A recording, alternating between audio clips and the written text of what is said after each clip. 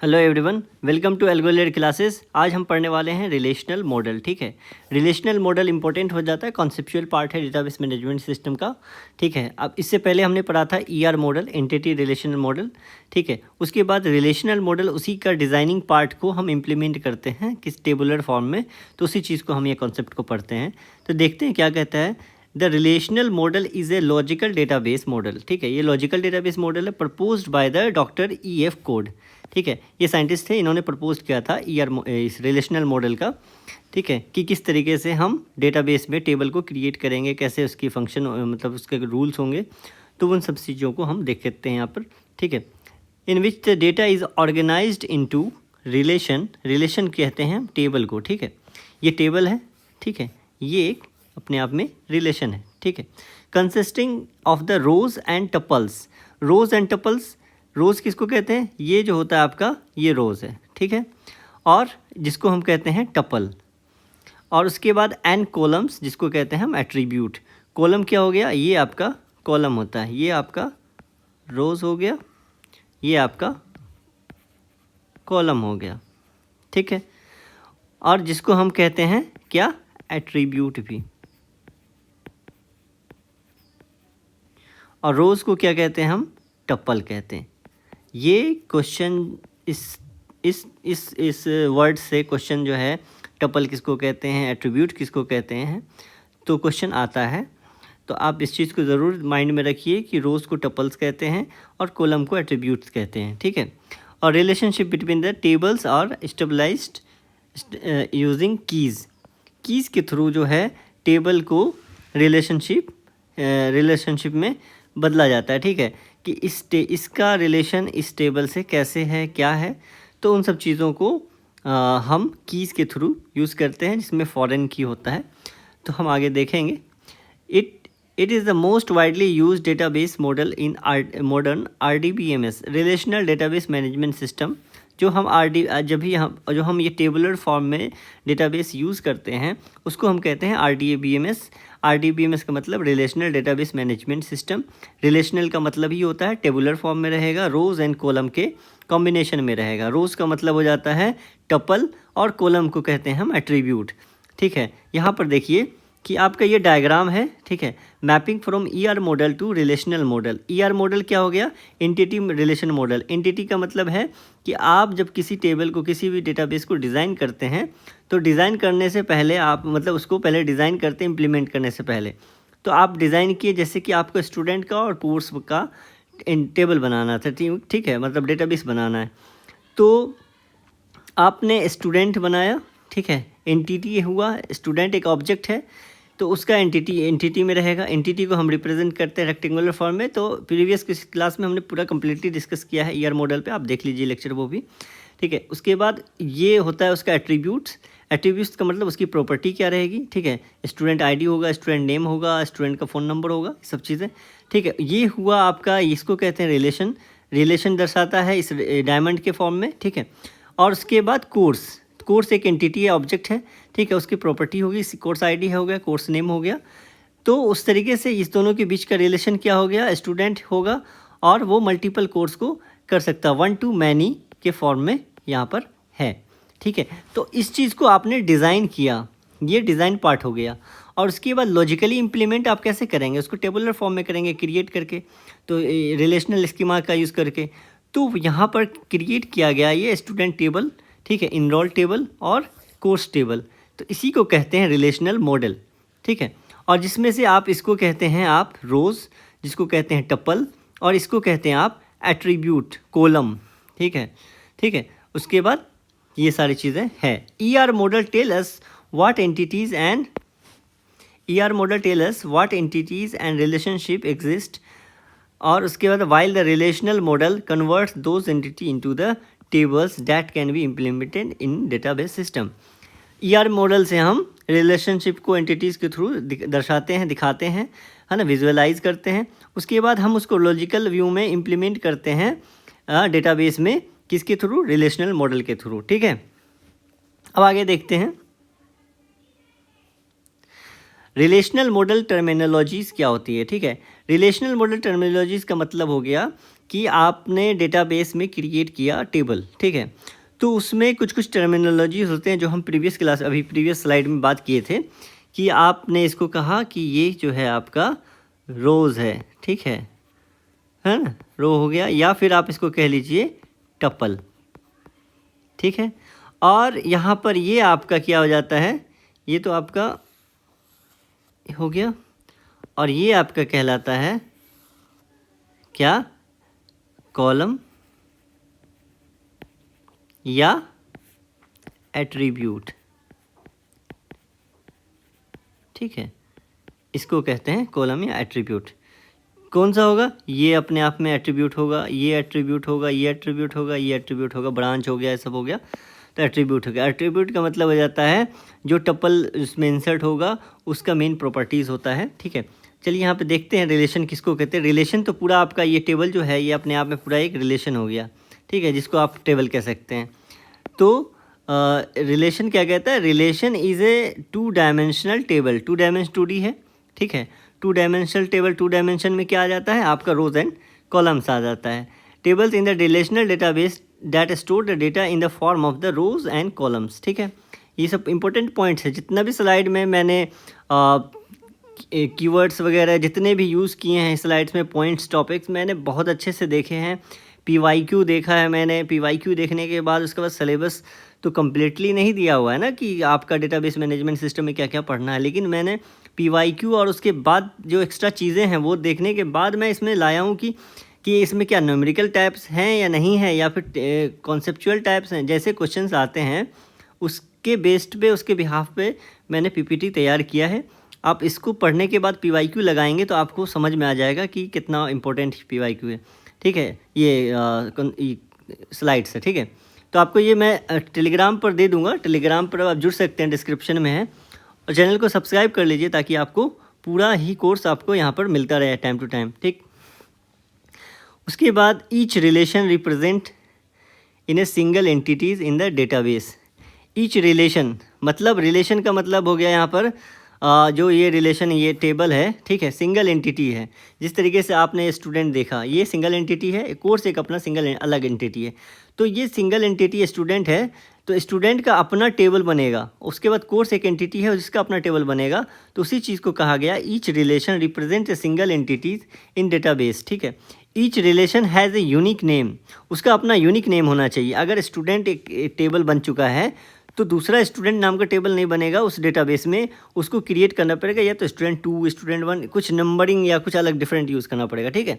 तो यूनिकनेस होना चाहिए उसके नाम में भी, ठीक है। Example, the student table is a relation, ठीक है। यहाँ पर स्टूडेंट टेबल जो है ये वाला, ये आपका एक प्रकार का रिलेशन है, ठीक है, रिलेशनल टेबल है। तो इसी को हम टर्मिनोलॉजी में रिलेशन को समझते हैं कि एक टेबल को, ठीक है। उसके बाद टपल क्या हो जाता है, टपल में, टपल तो आप समझ चुके होंगे अब कि tuple is a single row, ठीक है, जिसको एक रिकॉर्ड कहते हैं। ये एक इम्पोर्टेंट वर्ड आ जाता है यहाँ पर, रिकॉर्ड, ठीक है। In a relation that represent one complete set of related data. Set of related data का मतलब जो भी यहाँ पर इसमें ये रो है, ये पूरा, ये कंप्लीट अपने आप में एक क्या है, टपल है, एक रो है, ठीक है। और set of complete set of related data, अगर रोल नंबर है तो उसके यहाँ पे रोल नंबर रहेगा, अगर स्टूडेंट का नेम है तो वहाँ पर नेम जाएगा, और एज की जगह पे एज की डेट होगा, और ब्रांच में ब्रांच होगा, ठीक है। उसके बाद है each tuple contain the value for all attribute. Each tuple contain values for all attributes. जो भी टपल है, यहाँ पर टपल क्या है, टपल तो रो है, ठीक है, और वो वैल्यू रखेगा किसका, ऑल एट्रीब्यूट्स का। ये रोल नंबर अपने आप में एक एट्रीब्यूट्स है, लेकिन इंसर्ट जो होगा वो उस टपल में होगा। 101 हो गया, स्टूडेंट नेम अमन कुमार, ठीक है, तो वो एट्रीब्यूट तो स्टूडेंट नेम है, लेकिन अमन कुमार जो है वो टपल है ये, ठीक है, उस टपल में क्रिएट हो रहा है उसकी वैल्यू, ठीक है, ये एक वैल्यू है, ठीक है। तो वैसी चुका each tuple contain the value for all attributes. तो no tuples should be identical, मतलब क्या है, नो टू टपल्स, 2 टपल्स, जैसे कि 101 है तो यहाँ पर 101 Aman Kumar 21 CSE exactly same, जो डुप्लीकेट जो है यहाँ पर आइडेंटिकल, मतलब कि 2 डुप्लीकेट नहीं रह सकता है, ठीक है। डिफरेंट होना चाहिए। तो एग्जाम्पल दिया कि यहाँ पर टपल का क्या हो जाता है, 101, अमन, कुमार, 21,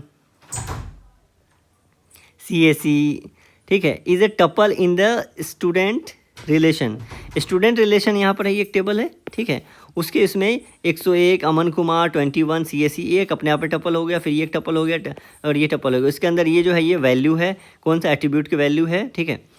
उसके बाद देखिए एट्रीब्यूट क्या कहता है, एट्रीब्यूट जो आप अब तक समझ चुके हैं एट्रीब्यूट के बारे में भी, ठीक है। एट्रीब्यूट्स कह रहा है एट्रीब्यूट इज़ ए कॉलम या फील्ड, ठीक है, ये इंपॉर्टेंट पॉइंट है, आप यहाँ पे लिख ही लीजिए, लेकिन आप अपना भी नोट्स बनाते रहिए साथ साथ, ठीक है, क्योंकि आपका नोट्स जो है आपके एग्ज़ाम में रिवीजन के लिए बहुत हेल्पफुल होता है, ठीक है। आप किसी इस स्लाइड पे या फिर उस पर PDF पे डिपेंड मत रहिए, आपका नोट्स आपके विज़न के लिए बहुत अच्छा रहता है, ठीक है। तो आप नोट्स साथ साथ में क्रिएट करिए, ठीक है। ये तो मेरा नोट है, ये तो मेरे मेमोरी के लिए बढ़िया है, आपके लिए भी बढ़िया होगा, लेकिन आप खुद से बनाइए, ठीक है। कहाँ पे था, एट्रीब्यूट पे ना, ठीक है। एट्रीब्यूट क्या कहता है कि एट्रीब्यूट इज़ ए कॉलम या फील्ड, ठीक है, कॉलम या फील्ड, ऐसा वर्डिंग क्वेश्चंस आते हैं जो मतलब रिकॉर्ड किसको कहते हैं, फील्ड किसको कहते हैं, जब आप PYQ देखेंगे ना तो आपको अंदाज़ा लग चुका होगा, ठीक है, किस तरीके का क्वेश्चन पूछा जाता है। In a relation that describe the particular property of the entity, property of entity describe करता है। एंटिटी क्या हो जाता है, एंटिटी जैसे कि स्टूडेंट एक एंटिटी है, ठीक है, एंटिटी है, एंटिटी के पास उसका एट्रीब्यूट्स हैं यानी उसकी प्रॉपर्टी है। प्रॉपर्टी क्या हो सकता है, role number, student name, student का एज, स्टूडेंट का ब्रांच, ठीक है, उसी चीज़ को हम कहते हैं एट्रीब्यूट, ठीक है, जिसको कॉलम में दर्शाया जाता है। जब हम उसकी प्रॉपर्टी को डिस्क्राइब करते हैं कि रोल नंबर में रोल नंबर रहेगा और वो सारी चीज़ें, ठीक है। एग्जांपल्स में देखिए, रोल नंबर हो गया, वो एक एट्रीब्यूट हो गया, ठीक है, स्टूडेंट नेम एट्रीब्यूट हो गया, age, branch are the attribute of the student relation, ठीक है। यहाँ तक आपको क्लियरली समझ आ चुका होगा मुझे लगता है, और इवन मैंने अपने इस स्लाइड में भी पूरा कंप्लीट नोट्स भी आप लिख रखा है, तो आप इसको एक बार नोट कर लीजिए, स्क्रीनशॉट ले लीजिए, ठीक है। आगे देखते हैं, आगे क्या कह रहा है कि डोमेन, डोमेन क्या होता है, तो यहाँ पे समझिए कॉन्सेप्ट कि domain is the set of all valid values and attributes can contain, every attributes had it's on domain. मतलब क्या है कि डोमेन का मतलब होता है कि जब ये एट्रीब्यूट्स है, domain is the set of all valid values and attributes can contain, देखिए ये एट्रीब्यूट है, ठीक है, उसमें जो वैल्यूज़ होगी वो वैल्यूज़ जो है उसी के रेंज में रहेगा, उसी के डोमेन में रहेगा, ना कि रोल नंबर पे हम यहाँ पर आप फ़ोन नंबर या फिर नाम लिख पाएंगे। रोल नंबर में रोल नंबर ही रहेगा, और रोल नंबर जो है वो पॉजिटिव होना चाहिए, नेगेटिव नहीं होना चाहिए, वो नंबर के फॉर्म में रहेगा। स्टूडेंट नेम में स्टूडेंट नेम रहेगा, ना कि यहाँ पे फ़ोन नंबर रहेगा। इसी चीज़ को डेटा इंटीग्रिटी मतलब कि करेक्टनेस होना चाहिए, तो यहाँ पर ये सब कॉन्सेप्ट आता है, जैसे कि डोमेन आया, ठीक है, तो किसी भी टेबल में डोमेन जो होगा वो एट्रीब्यूट्स के वैल्यू को वैलिड वैल्यू को रखेगा, ठीक है।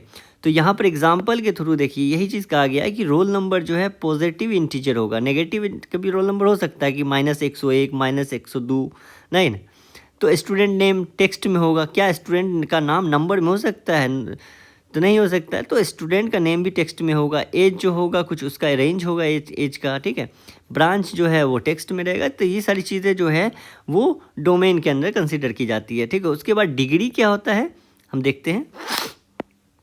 डिग्री होता है the degree of the relation, degree of the relation is the total number of attributes या column present in the table.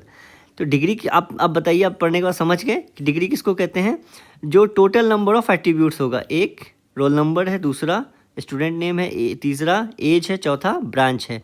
तो total number of degree total degree क्या हो गया, टोटल डिग्री हो गया 4 यहाँ पर, ठीक है। Total degree is 4। तो क्या कह रहा है, दूसरा पॉइंट है also called the arity of relation. इसको हम डिग्री ऑफ टेबल को कह सकते हैं, डिग्री ऑफ रिलेशन को एरिटी ऑफ रिलेशन। ये इंपॉर्टेंट पॉइंट्स है, आप इन सब चीज़ों को हाईलाइट करते रहिए, ठीक है। और example, if a student table has the roll number, student name, age and branch, then the degree is 4, ठीक है। अब देखते हैं कि कार्डिनलिटी क्या कहता है, कि कार्डिनलिटी ऑफ ए रिलेशन, ठीक है, is the total number of tuples, total number of tuples rows present in a table. टोटल नंबर ऑफ टपल्स कितने प्रेजेंट हो गए, एक तो ये हो गया, दूसरा ये हो गया, तीसरा ये हो गया। तो यहाँ पे टोटल नंबर ऑफ रोज जो टपल्स हो रहे हैं, रोज हो रहे हैं, वो 3 है प्रेजेंट, ठीक है। It is represent in the size of relation, relation का साइज कहा जाता है इसको, ठीक है। If the student table contain the 3 records, ठीक है, 3 रिकॉर्ड्स है इसके पास, तो उसके बाद देन इट्स कार्डिनलिटी इज़ 3। तो यहाँ पर कार्डिनलिटी क्या हो जाएगा, 3 हो जाएगा। मतलब कि जितने total number of tuples, tuples का मतलब ये हो गया रोज़, ठीक है, एक टपल, दूसरा टपल, तीसरा टपल, तो टोटल टपल्स कितने हो गए यहाँ पर कार्डिनलिटी में, 3, ठीक है। उसके बाद नेक्स्ट देखते हैं कि डेटाबेस स्कीमा किसको कहते हैं। डेटाबेस स्कीमा क्या है, कि database schema is a logical blueprint of the database that defines the structure of table including its attributes, data type and constants। मतलब है कि हम जब डेटाबेस को डिज़ाइन करते हैं, ठीक, उसके बाद डेटाबेस को इम्प्लीमेंट क्रिएट करते हैं, लॉजिकल डेटाबेस को जब हम क्रिएट करने लगते हैं तो उसके बाद हमको डेटाबेस स्कीमा की ज़रूरत पड़ती है, कि मतलब कि डेटाबेस को कैसे क्रिएट करना है, कैसे डिफ़ाइन करना, उसका स्ट्रक्चर क्या होगा। तो डेटाबेस में हम कुछ भी वैल्यू डालने से पहले हम उसको क्रिएट करते हैं। तो उसको क्रिएट करने के लिए हम उसके एट्रीब्यूट्स को बताते हैं कि उसका एट्रीब्यूट्स क्या रहेगा, ठीक है, उसके डेटा टाइप, उस एट्रीब्यूट्स में डेटा टाइप्स क्या होंगे, और उसके बाद उसका कॉन्स्टेंट्स क्या होगा, मतलब की कॉन्स्टेंट होगा। उसके बाद एंटिटी कॉन्स्टेंट कैसा रहेगा, रेफरेंशियल कॉन्स्टेंट कैसा रहेगा। हम आगे इसमें भी पढ़ेंगे कि इंटीग्रिटी कॉन्स्टेंट्स क्या होता है, ठीक है। तो जब टेबल देखिए यहाँ पर इस इमेज से समझिए कि इसमें क्या है कि डेटाबेस में हमें एक टेबल क्रिएट करना है स्टूडेंट का। तो क्रिएट टेबल स्टूडेंट, ठीक है, जिसमें से स्टूडेंट एक एट्रीब्यूट है, स्टूडेंट आईडी, ठीक है, वो जो है प्राइमरी की है, किसी भी टेबल में सिंगल प्राइमरी की होगा, ठीक है। इस चीज़ को याद रखिएगा, आगे जब हम की पढ़ेंगे डेटाबेस कीज़, तो उसमें हम प्राइमरी की, फॉरेन की और सुपर की, कैंडिडेट की, वो सारी चीज़ें देख लेंगे। तो यहाँ पर समझिए कि डेटाबेस क्रिएट करने के लिए हम उसमें जो यूनिक एट्रीब्यूट होता है, यूनिक कॉलम होता है, हम उसको प्राइमरी की दर्शाते हैं, ठीक है। यूनिक तो कई 2-3 हो सकते हैं, लेकिन उसमें से जो एक होगा वो कैंडिडेट प्राइमरी की होगा, उससे ज़्यादा हो सकता है कैंडिडेट की, ठीक है। उसके बाद नेम एक एट्रीब्यूट है, नेम में वैर कैर लेते हैं, ठीक है, क्योंकि स्टूडेंट आईडी इंटीजर है तो इंटीजर टाइप का रहेगा डेटा टाइप, तो इंटीजर हो गया। और उसके बाद नल नहीं होना चाहिए, ठीक है। ब्रांच में लिया वैरकेर, ये नल नहीं होना चाहिए। Date of birth data type date का है, ठीक है। ईमेल में वैरकेर होगा, ठीक है। उसके बाद ये यूनिक होना चाहिए। तो यहाँ पर देखिए इसी चीज़ को डिफाइन कैसे किया जाता है, जैसे टेबल नेम है, टेबल नेम स्टूडेंट है, ठीक है। उसके बाद एट्रीब्यूट्स क्या है, student ID, name, branch, date of birth और ईमेल, ठीक है, यहाँ पर एट्रीब्यूट है। उसके बाद डेटा टाइप्स क्या है, डेटा टाइप्स में आपका इंट है, वैरकेर है, डेट है, इस तरह डेटा टाइप में आता है। जब डेटा का कुछ भी टाइप होगा ना, कि इंटीजर है, अगर डेटा इंटीजर टाइप का ले रहा है तो वो उसका डेटा टाइप इंटीजर हो गया। वैरकेर हो गया जिसमें नंबर हो सकता है, नाम दोनों हो सकता है, तो वैरकेर हो जा सकता है, ठीक है। डेट जिसमें यूज़ कर रहे हैं उसमें डेट हो जाएगा, ठीक है। उसके बाद प्राइमरी की भी दर्शाते हैं हम, टेबल में एक सिंगल एक प्राइमरी की होगा तो वो प्राइमरी की हम दर्शा दिए कि स्टूडेंट आईडी होगा, ठीक है। कांस्टेंट होगा कि उसका की कांस्टेंट क्या है, क्या नोट नल है, ठीक है। तो वो सारी चीज़ें हम डेटाबेस स्कीमा में हम दिखाते हैं, ठीक है। उसके बाद देखिए RDBMS गाइडलाइंस क्या होता है, कि जब हम डेटाबेस हम जो यूज़ करते हैं डेटाबेस, तो वो रिलेशनल डेटाबेस मैनेजमेंट सिस्टम होता है जो हम यहाँ पर स्टडी कर रहे हैं, ठीक है, वो RDBMS में आता है। तो RDBMS के कुछ गाइडलाइंस है कि data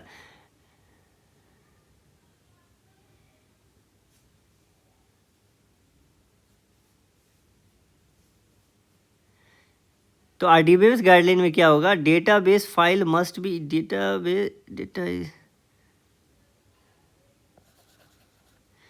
database file must be in tabular format, ठीक है। डेटाबेस का फाइल जो होगा वो टेबुलर फॉर्मेट में होगा। टेबुलर फॉर्मेट का मतलब हो जाता है आपका रोज़ एंड कॉलम्स के फॉर्मेट में, ठीक है, रोज़ और कॉलम्स के फॉर्मेट में आपका रहेगा, तो वो ये इसका गाइडलाइन है। No two rows of table should be same. इसमें दो जो टपल है, जो जैसे ये और आपका ये टपल दोनों का सेम नहीं होना चाहिए, डिफरेंट कुछ रहना चाहिए, ठीक है। एग्जैक्टली डुप्लीकेसी यहाँ पर अलाउड नहीं होती है, ठीक है। तो every RDBMS table must have the at least one candidate की, उसमें कम से कम एक कैंडिडेट की होना चाहिए एवरी RDBMS में। नहीं होगा तो वो तो जस्टिफाइड नहीं होगा, RDBMS में डेटाबेस क्रिएट नहीं होगा। तो यहाँ पर एक कैंडिडेट की होना चाहिए, एक कैंडिडेट की होगा तो वो एक कैंडिडेट की भी होगा वही, और वही एक प्राइमरी की भी कहलाएगा, ठीक है। और every attribute of RDBMS table must be single valued या एटॉमिक, ठीक है। ये जो होगा स्टूडेंट आईडी, यहाँ पर स्टूडेंट आईडी तो स्टूडेंट आईडी ही रहेगा, एटॉमिक ही रहेगा। जैसे यहाँ पर देखिए कि एग्जांपल में ये वायलेट हो रहा है, तो यहाँ पर हम एग्जांपल से समझे है कि जैसे CID कोर्स आईडी है, ठीक है, कोर्स 1 और कोर्स 2, यहाँ पर मल्टी वैल्यूड एट्रीब्यूट्स जो है नॉट अलाउड इन RDBMS में यहाँ पर दो वैल्यू अलाउड नहीं होगा। या तो कोर्स 1 रहेगा, अगर कोर्स 2 लेना है तो एक और रोज ऐड होगा, जैसे S1 अमन और C2, तब जस्टिफाइड रहेगा। फिर इसके बाद एक और हो जाएगा, तो यहाँ पे 4 हो जाएंगे। जैसे मैं इसको बताता हूँ कि आपका ये टेबल है SID, S नेम, उसके बाद CID, ठीक है। और उसके बाद आपका S1 हो गया अमन ने कोर्स 1 लिया, फिर S2 हो गया, ये S1 ही होगा, S1 हो गया, फिर अमन, और ये कोर्स 2 लिया। फिर उसके बाद S2 हो गया विक्रम, ये कोर्स 2 लिया, और S2 हो गया विक्रम, ये कोर्स 3 लिया, ठीक है। अब ये यहाँ पर वैलिडेट कर रहा है, ठीक है। तो ये RDBMS यहाँ पर वैलिडेट करेगा कि हाँ ठीक है, ये RDBMS में इंसर्ट हो सकता है। लेकिन यहाँ पर क्या होगा कि ये RDBMS मल्टी वैल्यूड एट्रीब्यूट्स को अलाउड नहीं करता है, ठीक है। उसके बाद देखिए number of column for each row, हर रो के लिए कॉलम जो होगा, and number of rows for each column must be same, ठीक है। तो कॉलम और रो सेम रहना चाहिए। Name of one column is called attribute. जो नेम ऑफ कॉलम है, जो इसको एट्रीब्यूट कहते हैं, वही चीज़ें हैं। जो SID है, S नेम है, ये अपने आप में क्या है, एट्रीब्यूट है, जिसको फील्ड कहते हैं, जिसको कॉलम कहते हैं, ठीक है। और name of one row is called the record और टपल, रो को टपल और रिकॉर्ड कहते हैं, ठीक है। उसके बाद देखिए सेट ऑफ ऑल रिकॉर्ड, जो जितने भी रिकॉर्ड हैं, set of all record of the table is called relational instance, ठीक है। स्नैपशॉट, जिसको हम समझते हैं कि स्नैपशॉट का मतलब क्या हो जाता है, जैसे कि आपने डेटाबेस क्रिएट किया, डेटाबेस जब क्रिएट किया तो उस समय के लिए जो डेटाबेस टेबल में वैल्यू मौजूद है, जितने भी रिकॉर्ड्स मौजूद हैं, टपल्स मौजूद हैं, उस समय के लिए उसका कहते हैं रिलेशनल इंस्टेंसेस,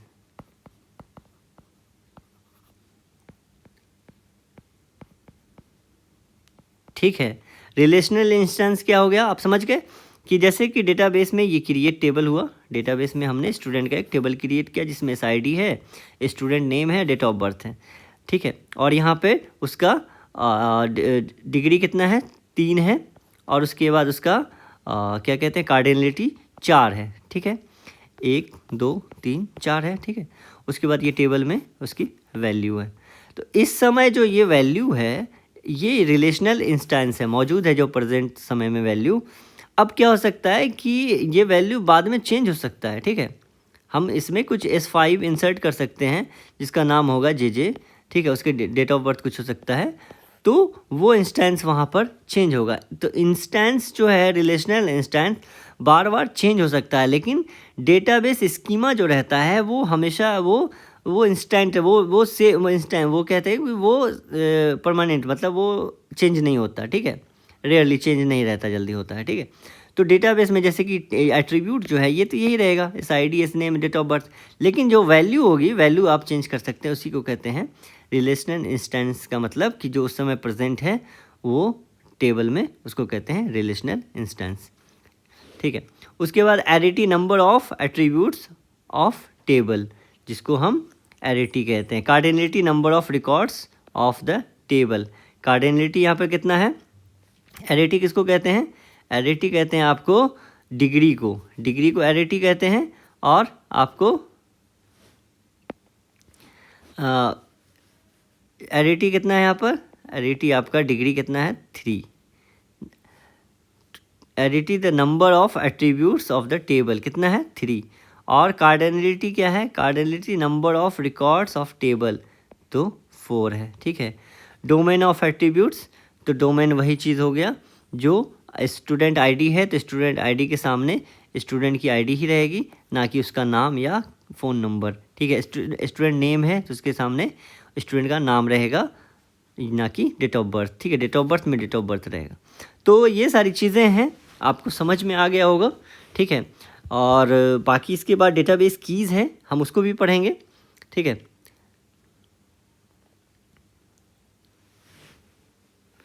आपको मैं ये पीडीएफ और नोट्स वगैरह टेलीग्राम पर और गूगल ड्राइव पर दे दूँगा, वहाँ से आप इसको एक्सेस कर लेंगे, ठीक है।